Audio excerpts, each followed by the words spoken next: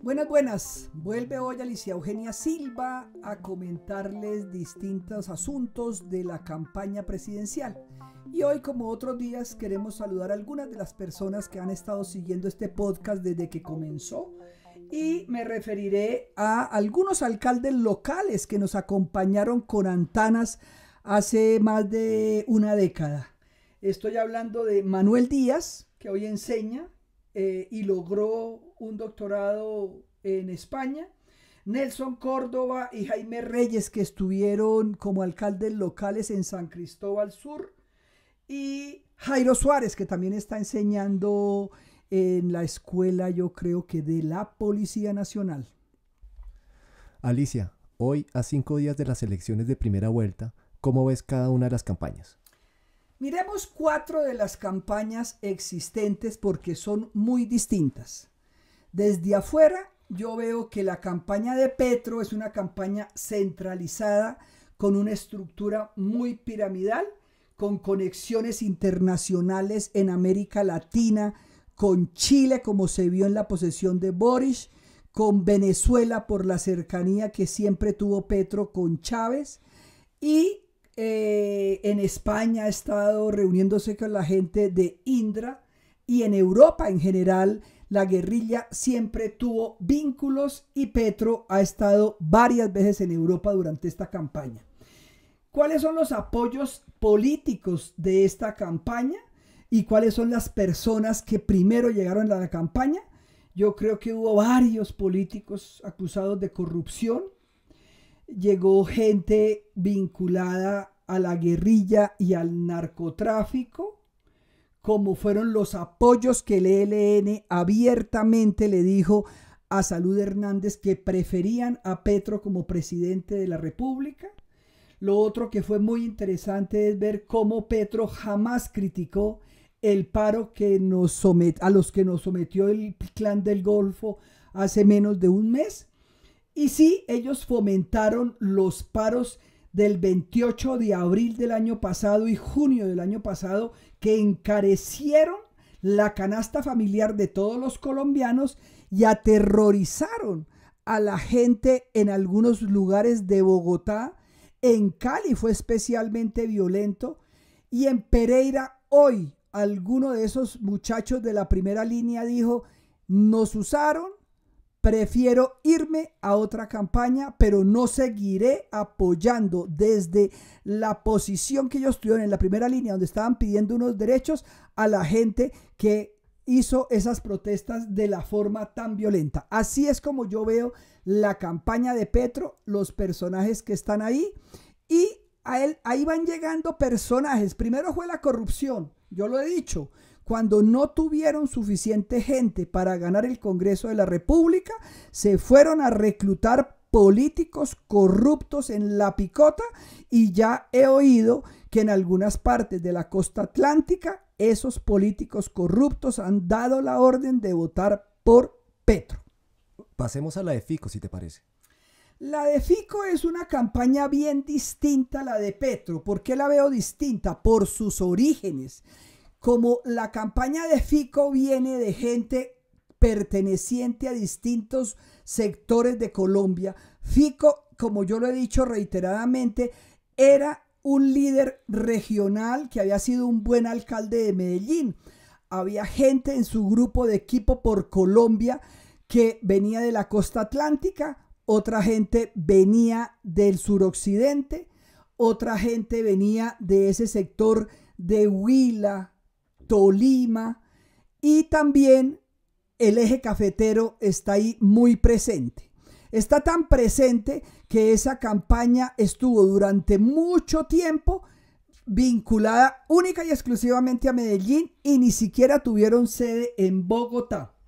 Cuando le entregaron la organización a distintas personas que hicieron parte del equipo Colombia, vemos que el final de la campaña se reflejó en las manifestaciones bastante copiosas que hubo en la costa, sobre todo en Santa Marta y Valledupar.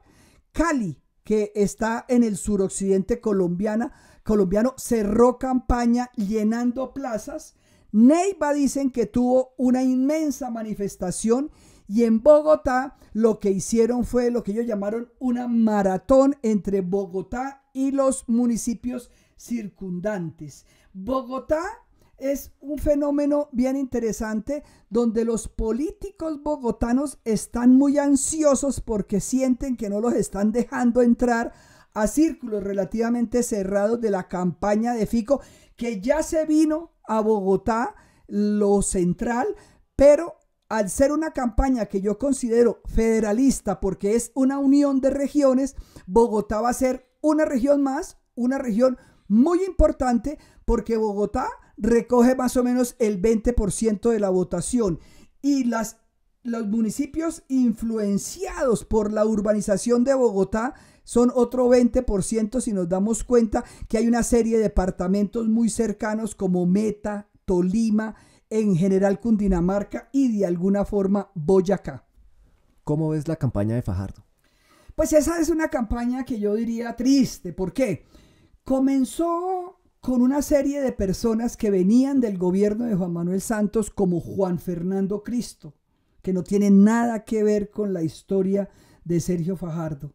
Siguió con la llegada de Ingrid a esa campaña viniendo desde Europa, sin mayores vínculos con Colombia hace muchos años. Y para completar el desastre, llegó el tóxico del señor Alejandro Gaviria. A estos personajes se les unieron esos verdes petristas que se hicieron elegir al Congreso bajo la sombrilla del fajardismo, que fueron gente que ya estuvieron hace 4 años con Petro cuando Fajardo no pasó de la primera vuelta, como son Angélica Lozano, como es el señor Amaya, que ya se fue para donde Petro, como son todos los verdes que se eligieron, excepción hecha del señor Ariel Ávila, que se dolía de decir que él quería irse por donde Petro, pero se había quedado con Fajardo, y al quedarse con Fajardo se convirtió en un personaje que lo único que hizo fue mostrar a Fajardo como un destructor en lugar de mostrarlo como un profesor. Esa campaña del Centro Esperanza, unido al nuevo liberalismo, que para mí no dice nada en la política nacional, nunca cuajó como una campaña integrada con la gente que en un momento dado apoyó a Fajardo. El mensaje no tenía nada que ver con el discurso de Fajardo ni con la vida política de Fajardo, mucho más cercano a la academia, a un hombre como Mocus, que ya se nos olvidó los aportes que hizo a la política colombiana, y terminó siendo una campaña anti todo. ¿Qué pasa con esa campaña de Rodolfo? ¿Existe o no existe? Pues la campaña de Rodolfo existe en las redes, no tiene ni siquiera muchas sedes en el país, y todos sabemos que las redes tienen un ritmo un poco distinto al ritmo de las urnas. Rodolfo se define más bien en la campaña, o lo defino mejor, como un pivote que han utilizado las campañas con gente que proviene del gobierno de Santos.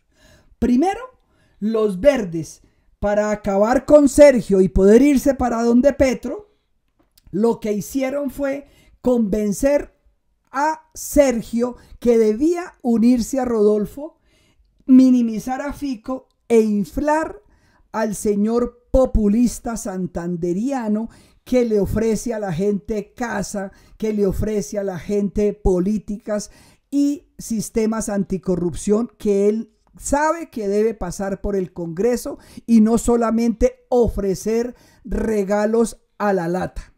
Rodolfo debería estar como se mantuvo durante todo el año pasado de campaña, alrededor del 10%, pero como lo dijimos en podcasts anteriores, entre los encuestadores y los medios de comunicación lo inflaron y es posible que termine el domingo con alrededor del 20%, que es una cifra considerable para una persona que no tiene una campaña estructurada, que no tiene un programa de gobierno, un señor que no va a volver a los debates, que tiene un buen TikTok y asesores que es innegable que han asesorado a gente con rasgos más dictatoriales en América Central. ¿Cómo viste el debate del Tiempo y Semana?